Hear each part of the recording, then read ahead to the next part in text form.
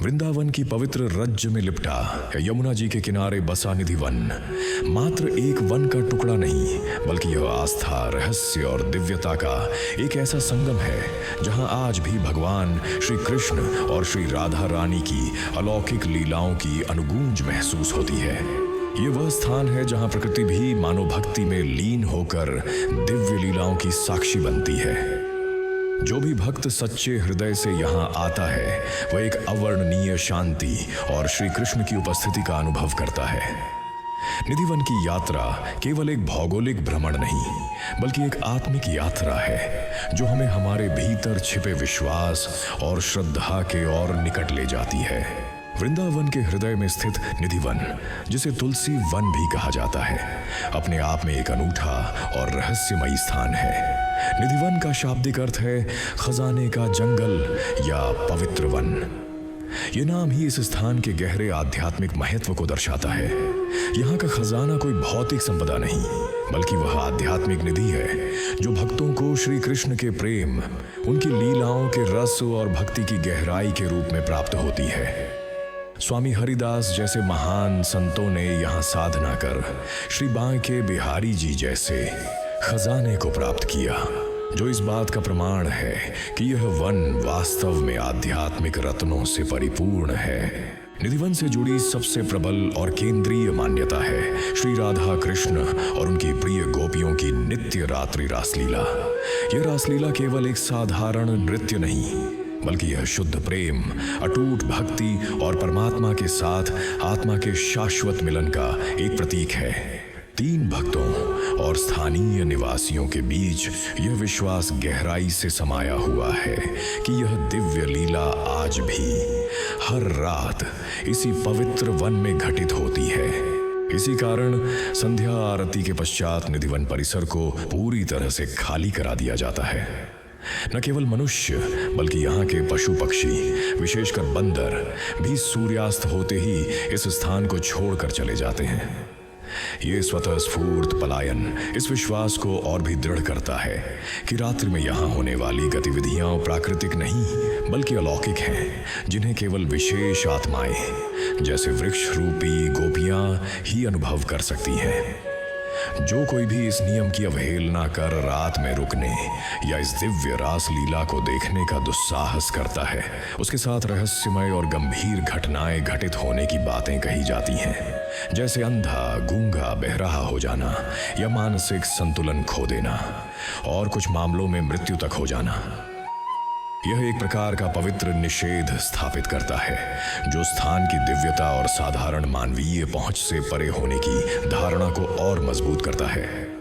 यह मानव और दिव्य के बीच एक स्पष्ट सीमा रेखा खींचता है, जहां श्रद्धा और समर्पण ही एकमात्र मार्गदर्शक हैं, न कि तर्क या दुस्साहस। इसी भय और श्रद्धा के कारण निधिवन के आसपास बने मकानों में भी लोग या तो निधिवन की ओर खिड़कियां नहीं बनवाते या रात में उन्हें कसकर बंद कर लेते हैं। कई स्थानीय लोगों ने रात में निधिवन से घुंघरुओं और पायल की मधुर ध्वनि सुनने का भी दावा किया है, जो इस शाश्वत रास के जीवंत होने का कानों सुना प्रमाण प्रतीत होता है।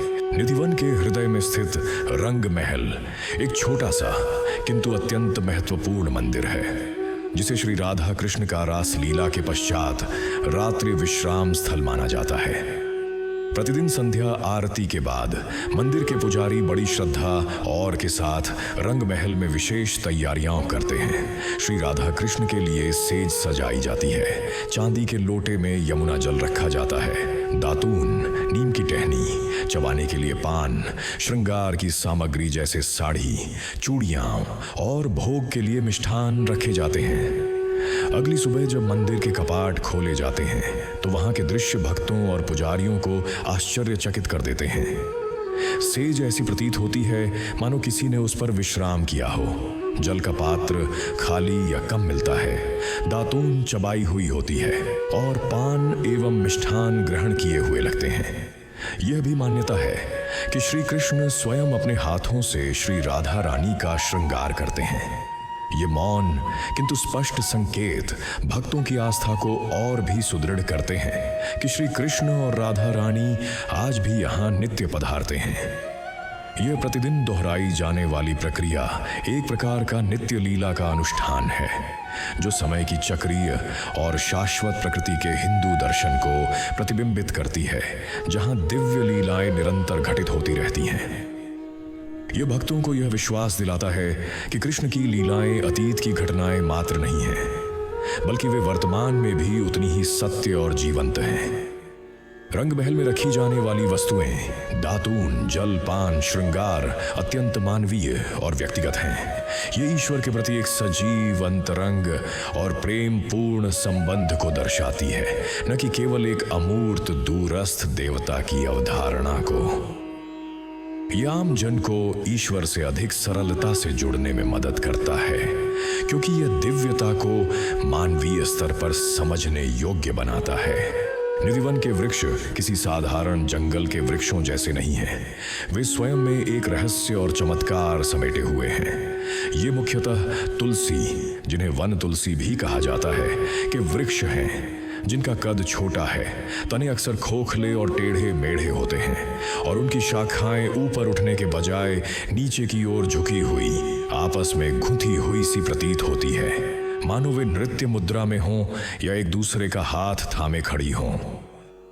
सबसे प्रबल और हृदय को छू लेने वाली मान्यता यह है कि ये वृक्ष वास्तव में भगवान कृष्ण की प्रिय गोपियां हैं, जो दिन में वृक्ष रूप धारण कर लेती हैं और रात्रि में श्री कृष्ण के साथ रास लीला में भाग लेने के लिए अपने सजीव स्वरूप में आ जाती हैं। सुबह होते ही वे पुनः वृक्षों में परिवर्तित हो जाती हैं।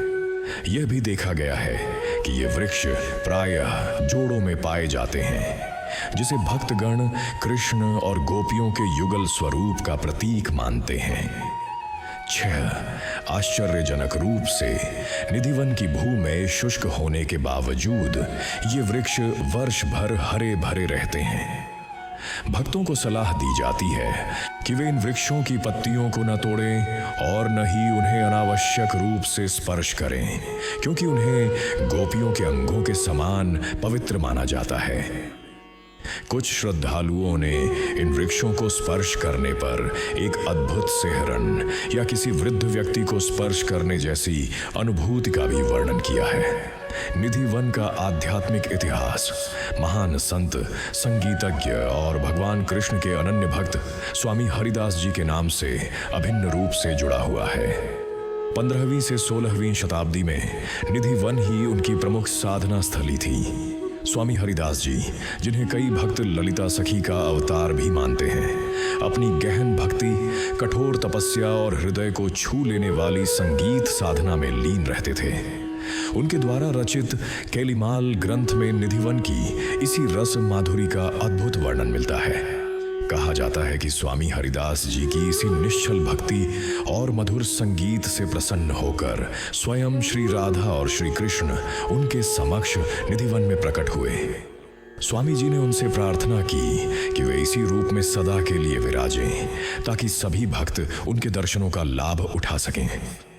उनकी प्रार्थना सुनकर श्री राधा और कृष्ण एकाकार होकर एक अद्वितीय श्याम वर्ण के विग्रह के रूप में प्रकट हुए, जिन्हें आज हम श्री बांके बिहारी जी के नाम से जानते हैं। ये दिव्य प्राकट्य मार्ग शीर्ष मास की शुक्ल पक्ष की पंचमी तिथि को हुआ था, जिसे आज भी विहार पंचमी या बांके बिहारी प्राकट्योत्सव के रूप में बड़े धूमधाम से मनाया जाता है। श्री बांके बिहारी जी का यह प्राकट्य स्थल निधिवन में विशाखा कुंड के समीप आज भी अत्यंत श्रद्धा के साथ पूजा जाता है। 10 कुछ वर्षों तक श्री बांके बिहारी जी की सेवा निधिवन में ही होती रही, जिसके बाद उन्हें वृंदावन में उनके वर्तमान भव्य मंदिर में स्थापित किया गया। निधिवन में आज भी स्वामी हरिदास जी की समाधि स्थित है, जहां उनके शिष्य विट्ठल विपुल जी और प्रशिष्य विहारिंदास जी की समाधियां भी हैं। 11 बांके बिहारी जी का यह प्राकट्य इस बात का जीवंत प्रमाण है कि निधिवन केवल लीला स्थली ही नहीं, बल्कि भक्ति की असीम शक्ति से ईश्वर को साकार रूप में प्रकट करने की क्षमता रखने वाला एक सिद्ध स्थल भी है। यह भक्तों को प्रेरित करता है कि सच्ची भक्ति में अपार शक्ति है